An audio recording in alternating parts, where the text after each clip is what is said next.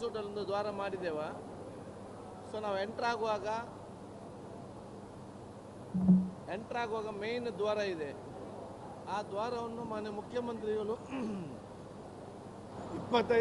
25ನೇ ತಾರೀಕಿಗೆ ಬೆಳಿಗ್ಗೆ ಉದ್ಘಾಟನೆ ಮಾಡಲಿಕ್ಕೆ ಇದ್ದಾರೆ.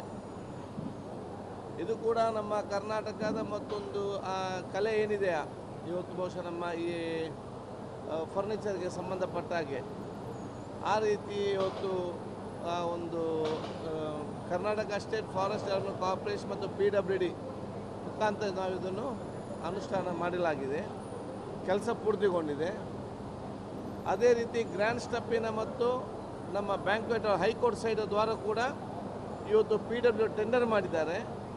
ಆ ಕೆಲಸಗಳು ಮುಂದಿನ ದಿನ ತೆಗೆದುಕೊಳ್ಳಲಾಗುವುದು. ಮತ್ತು ಇವತ್ತು ವಿಧಾನಸಭೆಯ ಈ ಒಂದು ಲೈಟಿಂಗಿಗೆ ಸಂಬಂಧಪಟ್ಟ ಹಾಗೆ ಇವತ್ತು ಸೋಲಾರ್ ಸಿಸ್ಟಮ್ ಕೂಡ ಇವತ್ತು ಅಳವಡಿಸಲಾಗಿದೆ. ಅದನ್ನು ಕೂಡ 25ಕ್ಕೆ ಜೊತೆಯಲ್ಲಿ ಮಾನ್ಯ ಮುಖ್ಯಮಂತ್ರಿ ಉದ್ಘಾಟಿಸಲಿದ್ದಾರೆ. ಯಾವುದು solar? I am not very sure. ಅದು ಇಟ್ ಇಸ್ 100% ಅಲ್ಲ ವಿಧಾನಸೌಧದ್ದು, ಒಂದು ಪಾರ್ಟ್ ಆಫ್ ವಿಧಾನಸೌಧ. ಅದು ಪ್ರಮುಖವಾಗಿ ಏನು ಬೇಕು ಅದಕ್ಕೆ ಆಗುವಂಥ ವಿಚಾರ ಇವತ್ತು ಹಮ್ಮಿಕೊಳ್ಳಲಾಗಿದೆ.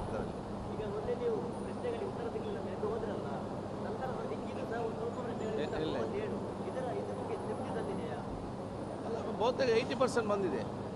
80% 170ಯಲ್ಲಿ ಅಲ್ಲ 190ಯಲ್ಲಿ 170 ಬಂದಿದೆ.